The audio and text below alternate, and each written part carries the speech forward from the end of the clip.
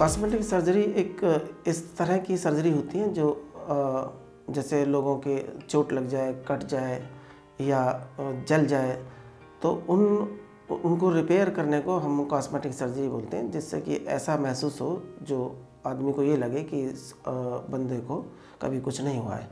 आज के टाइम में 20 साल की कोई लड़की है, उसके लिए बहुत सारी प्रॉब्लम्स क्रिएट होती हैं, क्योंकि उसको शादी भी करना है, कॉलेज भी जाना है और उसको सोशल भी रहना है।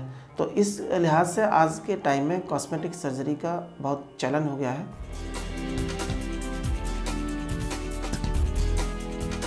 अगर आपकी नोज़ टेढ़ी है या आपके फेस के हिसाब से नोज़ का मोटापा ज़्यादा है, नोज़ का, या पतली होकर के ज़्यादा ऊंची चली गई है, तो इन सबको फेस के अकॉर्डिंग नोज़ को ढालना, उसको नोज़ करेक्शन कहते हैं। और नोज़ करेक्शन केवल प्लास्टिक सर्जन ही करते हैं, उन्हीं की मदद लेनी चाहिए।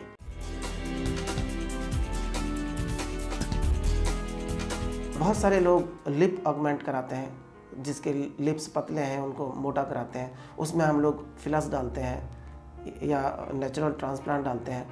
ये और बहुत सारे लोग चिक ऑगमेंटेशन कराते हैं, बहुत सारे लोग हेयर रिमूवल परमानेंट कराते हैं।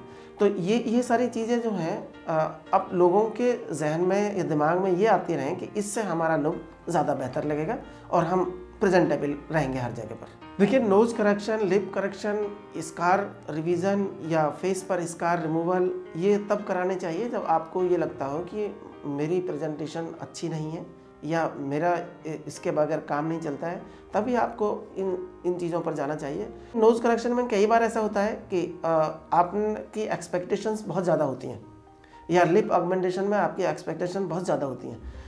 इस तरह की एक्सपेक्टेशन रखना मेरे ख्याल से गलत है। रिज़ल्ट ज़रूर अच्छे होते हैं, लेकिन हाई एक्सपेक्टेशन रखना बिल्कुल गलत बात होगी। नोज़ करेक्शन कराना या ईयर करेक्शन कराना या लिप करेक्शन कराना, ये प्लास्टिक सर्जन जो कॉस्मेटिक सर्जरी करते हैं उन्हीं के पास कराना चाहिए, जिनका एक्सपीरियंस अच्छा हो। बहुत सारे पेशेंट आजकल इस तरह के आते हैं कि जैसे फेस पर चिकन पॉक्स स्कार हो जाते हैं, एक नेचुरल डिजीज़ हुई और उसके स्कार रह गए, तो उसके रिमूव कराने के लिए हम लोगों के पास फ्रीक्वेंटली आते हैं। लेकिन हम उनके साइड इफ़ेक्ट और ये सारी चीज़ें बता करके पेशेंट को करते हैं कि अगर आप लेज़र रिसरफेसिंग करा रहे हैं, फेस को स्मूथ कराना चाहते हैं, तो इसमें कम से कम भी आपको 6 महीने 1 साल वेट करना पड़ेगा और इसमें 2-3 सेशन हमको लेज़र रिसरफेसिंग में करना पड़ता है। क्योंकि कॉस्मेटिक सर्जरी का चलन बाहर के देशों से हुआ है, इसलिए हमारे देश में पहले अवेयर नहीं थे इसके लिए कि ये चीज़ें ठीक हो सकती हैं। लेकिन अब आहिस्ता आहिस्ता ये सारी चीज़ें हमारे देश में बहुत अच्छी तरह से सक्सेसफुल होने लगी हैं और लोग अब बाहर के देशों से लोग हमारे देश में आकर के कॉस्मेटिक सर्जरी कराते हैं।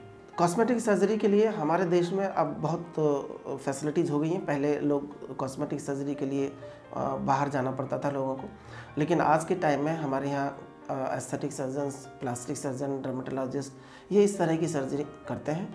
और विदेशों में जो सर्जरी होती है कॉस्मेटिक, ये बहुत महंगे प्रोसीजर होते हैं, लेकिन हमारे देश में अभी भी इनकी कॉस्ट बहुत कम लेवल पर आती है। जितनी भी हम नेचुरल ब्यूटी को अगर हम डिस्टर्ब करते हैं, डेफिनेटली जितनी भी चीज़ें आर्टिफिशियल हैं जो लोग हम करेक्शन कर रहे हैं, उसमें कई बार उसके साइड इफ़ेक्ट भी हो सकते हैं। नेचुरल लुक लाने के लिए या अच्छा दिखने के लिए हमें जो नेचुरल चीज़ें हैं खाने पीने की, उन पर ज़्यादा ध्यान देना चाहिए।